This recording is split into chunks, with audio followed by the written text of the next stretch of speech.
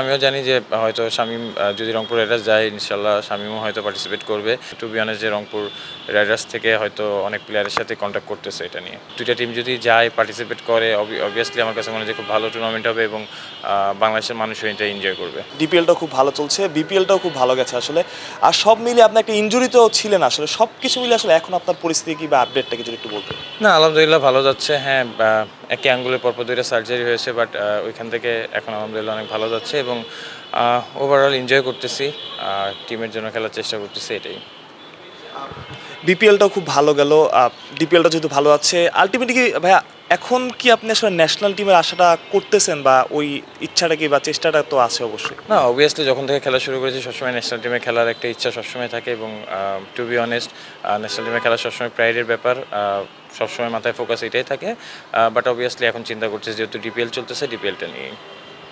ভাইয়া আপনার ব্যাটিং আগে থেকেই যেরকম ছিল, আপনি আসলে ওই খণ্ডের ব্যাটিংটা করার চেষ্টা করেন যে আসলে বল কম খেলে রানটা একটু বেশি করা যায় আসলে, এবার ডিপিএল কি আসলে ওই ধরনের ব্যাটিংয়ে ফোকাস করছেন কি? না আমার কাছে খুব বেশি এটা মনে হয় না। আমার কাছে মনে হয় যে টিম আমার কাছ থেকে কোন সিচুয়েশনে কি চাচ্ছে আমি ওইটা কতটুকু ডেলিভার করতে পারতেছি এটা সবসময় ইম্পর্টেন্ট। কারণ যে টাইপের যেখানে ব্যাটিং করি অবভিয়াসলি অনেক সময় অনেক বড় রান করার অপরচুনিটি থাকে না, বাট আমার কাছে মনে হয় যে টিমের জন্য কন্ট্রিবিউট করাটা টিম যেটা চাচ্ছে এটা 100% দিতে পারতেছে কিনা, কতটুকু চেষ্টা করতেছে এটা সবসময় ইম্পর্টেন্ট থাকে। আমরা শুনছিলাম যে গ্লোবাল সুপার লিগ রংপুরের সাবার যাচ্ছে এবং সম্ভবত শামীম পাটোয়ারিও সেখানে ইনক্লুড হয়েছে। ভাই আর কোনো ক্রিকেটার বা শামীমের ইনক্লুশনের ব্যাপারটা যদি একটু বলতেন? না অবভিয়াসলি আমিও জানি যে হয়তো শামীম যদি রংপুর রাইডার্স যায় ইনশাল্লাহ শামীমও হয়তো পার্টিসিপেট করবে।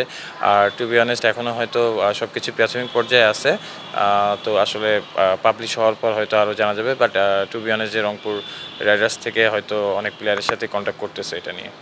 এর আগে অনেক ক্রিকেটার আফিফ হোসেন ছিল, সৌম্য সরকার ছিল, তারা আপনার সাথে আসলে খেলেছে। আর দলটা যদি এবার যায় এটা অনেক প্রাইডেরও ব্যাপার বাংলাদেশের জন্য, আগেরবার আপনার চ্যাম্পিয়ন হয়েছেন, তো আসলে ওইভাবেই তো আসলে ক্রিকেটার নেওয়ার চেষ্টা করা হবে এবং foreign cricketer as well as. না অবভিয়াসলি দেখেন চ্যাম্পিয়ন হতে গেলে ভালো খেলার সাথে সাথে লাখ দুইটাই লাগে। তো আমার কাছে মনে হয় লাস্ট টুর্নামেন্টে আমরা অনেক ভালো টিমগুলো ওখানে পার্টিসিপেট করেছি এবং অনেক ভালো টুর্নামেন্ট হয়।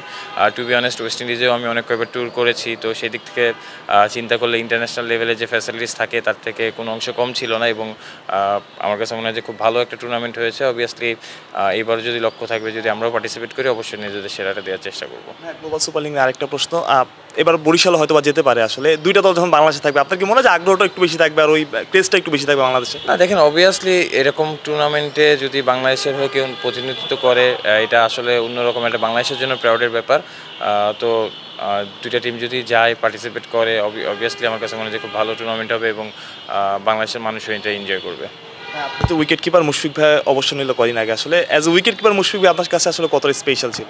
না অবভিয়াসলি দেখেন এতদিন ধরে মুশফিক ভাই বাংলাদেশ টিমকে যেভাবে সার্ভিস দিয়ে গেছে এটা আসলে আমার কাছে মনে হয় যে দুই একটা আমি কথা বললাম এটাই তার ওই জিনিসটা ব্যাখ্যা পাবে না। অবভিয়াসলি আমরা জানি যে বাংলাদেশ ক্রিকেটের এই এতদূর আসার পিছনে তাদের অবদান অনেক, মুশফিক ভাইয়ের অবদান অনেক এবং আমার কাছে মনে হয় যে বাংলাদেশকে সামনে থেকে নেতৃত্ব দিয়ে তার কাছ থেকে আমরা অনেক কিছু ইন্সপায়ার হই এবং তার প্রতিটা ক্ষেত্রে আমার কাছে মনে হয় যে যেভাবে সে নিজেকে মেনটেন করে আসছে এগুলো আমাদের জন্য অনেক বেশি ইন্সপায়ারিং।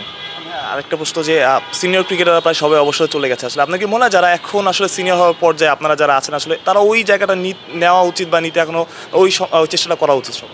দেখেন চেষ্টা তো আসলে সবসময় করতেছে। আমার কাছে মনে হয় যে বাংলাদেশ ক্রিকেট এখন যেখানে আছে হয়তো রেসপন্সিবিলিটি নেওয়াটা অনেক ইম্পর্টেন্ট এবং সিনিয়র জুনিয়র আসলে খুব বেশি আমার কাছে এখন ম্যাটার করে না। আমার কাছে মনে হয় যে ভালো ব্র্যান্ডের ক্রিকেট খেলাটা ইম্পর্টেন্ট এবং টিম হিসাবে কতটা ভালো ক্রিকেট খেলতে পারতেছি সেটা নিয়ে আসলে আমাদের চিন্তা করা উচিত।